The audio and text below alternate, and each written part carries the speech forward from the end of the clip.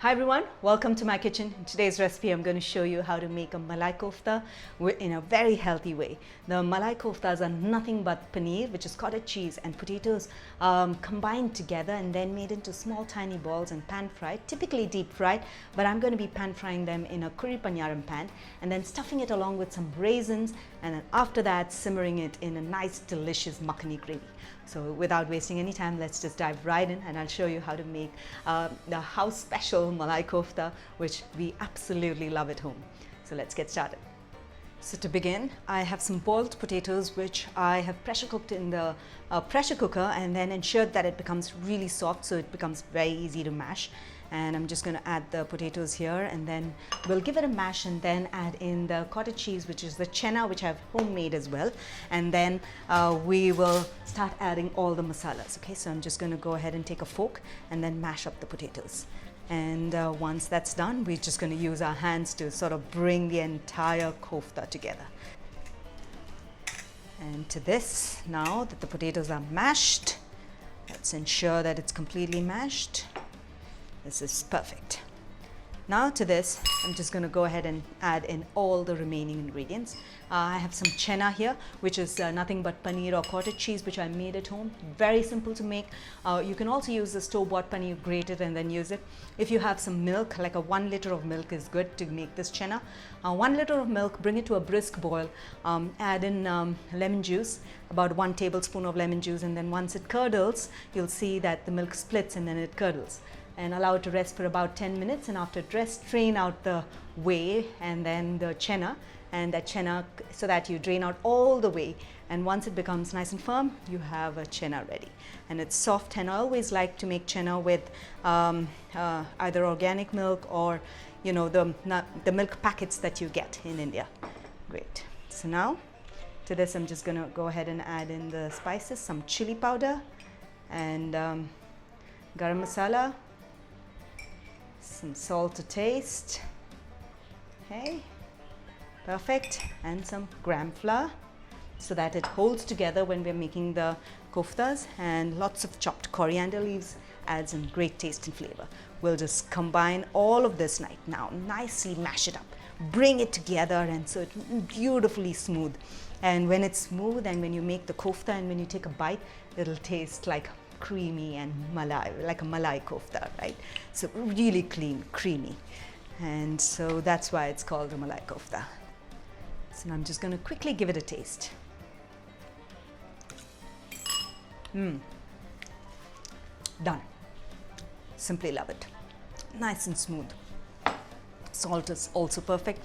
Don't want to add too much chili powder or chilies because it'll overpower the taste of the entire kofta and the makhani gravy that we're going to make. Okay, so now at this stage I'm going to grease my palms with a little bit of oil, and once we grease it, I'm going to make I have some raisins here with me, which is kismis, and I'm going to flatten the koftas between my palms, just like that, and add in a few raisins inside.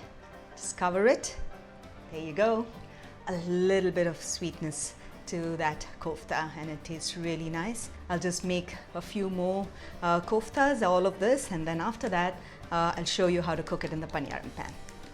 So now to cook it in our curry paniyaram pan, I'm just going to add in a little bit of oil into all the cavities, okay? And once we do that, I'm going to add in all the kofta balls into it and then pan fry them until it's golden brown and crisp on both the sides. So ensure that you shape it and it sort of fits the paniyaram pan's cavity, and that's the size you need to have your kofta balls, Malai Kofta balls, okay? And this is good. So now I'm going to go ahead and drizzle a little bit more oil on the top, and then after that we'll pan fry them until both the sides are nice and crisp. Okay, notice that the koftas I kept flipping once in between and then cooked it on the other side. How beautifully it's cooked around all the sides, and this is exactly how we want. And that's just enough oil that we have used there and just no more. And it was just perfect, and there's no wastage of the deep fried oil as well if we were to deep fry it. That's the advantage of making a kofta in a curry paniyaram pan. The next step is to make the makhani gravy for the kofta. So let's just get started with that. For that, I'm just going to go ahead and keep my paniyaram pan to the side with the koftas inside, and I'm gonna go ahead and preheat my pan, and then let's get started. So to make the makhani gravy, it's very important to have a good thick tomato puree with you, and I made the tomato puree at home. You can also use a store-bought tomato puree, both of them work. So into my preheated pan, I'm going to go ahead and add in a tablespoon of ghee. Ghee adds a lot of taste and flavor to makhani gravies. You can also add oil, that's fine. So into this ginger, some garlic, and some chopped onion. So I typically don't do a ginger garlic paste because this tastes just as good by when we use just chopped ginger and garlic, because we have a nice thick tomato puree. We're going to be adding in some cream as well, so it'll taste really nice. So I'm just going to saute the onion and ginger and garlic until the onions soften. I don't want it to caramelize, I just want it to change color, soften and get cooked. So this takes about 2 to 3 minutes on medium heat. Don't turn it high, otherwise it'll turn brown very quickly and you will not get the nice sweet tasting onions. So let's just wait for that. Notice that the onions have started to change color and they're turning lightly golden. At this stage, I'm just going to go ahead and add in the homemade tomato puree that we did, or any tomato puree for that matter. Okay, and just go ahead and add it in. Great. And the turmeric powder,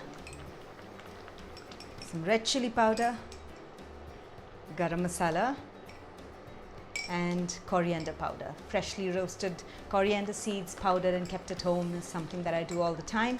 And I'm also going to add in some elaichi powder, which again, I peel the elaichi pods and then powder the seeds which are inside without roasting them. Okay, just that. And that's good. And a little bit of honey to add to that sweetness, because makhani gravies have that light sweetness. And I'm going to add in the salt, okay, to taste, and then the cream as well.